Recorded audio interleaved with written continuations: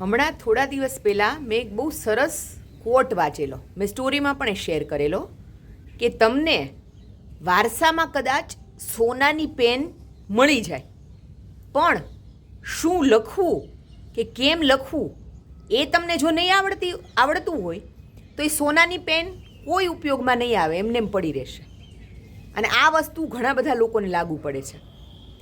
મોટા ભાગના લોકોને છે ને વસ્તુઓ કે સંબંધો કે વ્યક્તિઓ કે સપનાઓ પૂરા કરવા માટે દોડવામાં બહુ મજા આવે છે કે મને આ વસ્તુ મળી જાય, હું આ જગ્યાએ પહોંચી જાઉં, આ વ્યક્તિ સાથે મારો સંબંધ બંધાઈ જાય કે પછી હું આટલી સફળતા મેળવી લો.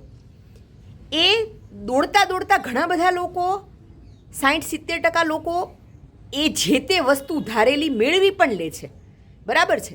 પણ વસ્તુ કે વ્યક્તિ મળ્યા પછી તમે એની કિંમત સમજો કે આ તમે કેટલી મહેનતથી આ જગ્યાએ પહોંચ્યા છો અને એ જગ્યાએ ટકી રહ્યો અથવા તો એ સંબંધને આખી જિંદગી એની વેલ્યુ સમજીને નિભાવો, એ મહત્ત્વનું છે.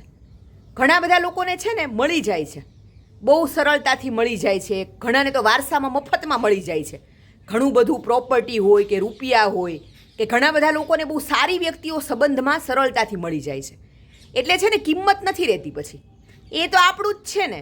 એટલે પછી રૂપિયા હોય કે પ્રોપર્ટી હોય એને બરાબર ઇન્વેસ્ટમેન્ટનું ધ્યાન નથી રાખતા, મોજ શોખમાં ઉડાડી નાખે છે. પછી 15 વર્ષ પછી તમે એમની હાલત જુઓ ને તો ખાલી એમના બેંક એકાઉન્ટમાં પૈસા ન હોય, વ્યાજે માગતા ફરતા હોય.